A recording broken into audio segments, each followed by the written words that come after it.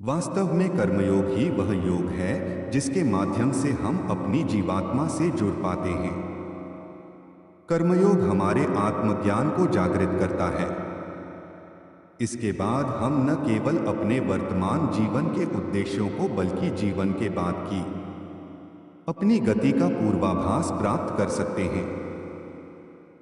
इस योग में कर्म के द्वारा ईश्वर की प्राप्ति की जाती है। श्रीमद् भगवद गीता में कर्मयोग को सर्वश्रेष्ठ माना गया है। गृहस्थ और कर्मठ व्यक्ति के लिए यह योग अधिक उपयुक्त है। हम में से प्रत्येक किसी न किसी कार्य में लगा हुआ है, पर हम में से अधिकांश अपनी शक्तियों का अधिकतर भाग व्यर्थ खो देते हैं क्योंकि हम कर्म के रहस्य को नहीं जानते।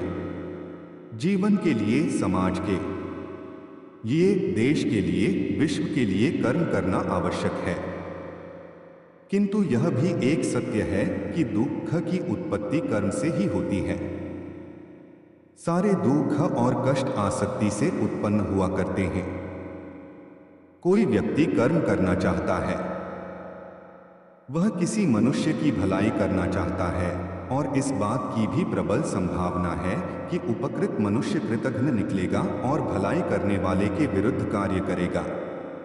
इस प्रकार सुकृत्य भी दुख देता है।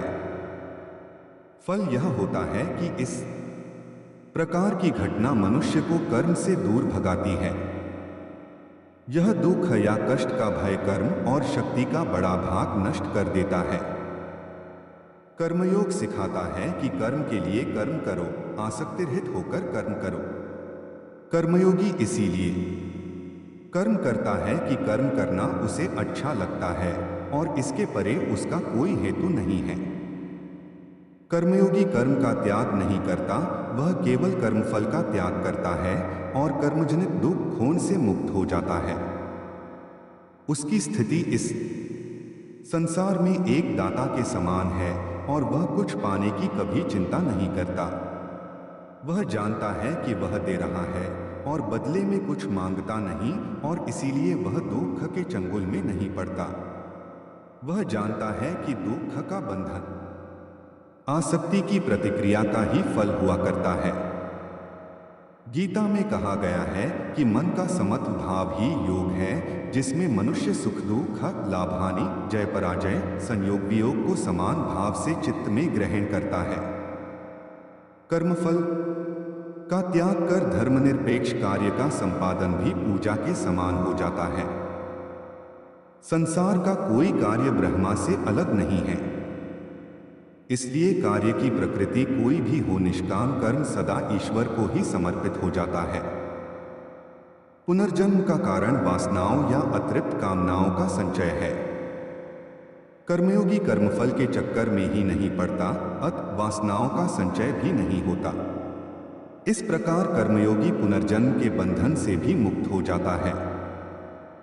भगवत गीता पूरे विश्व के लिए मार्गदर्शक के रूप में विख्यात है।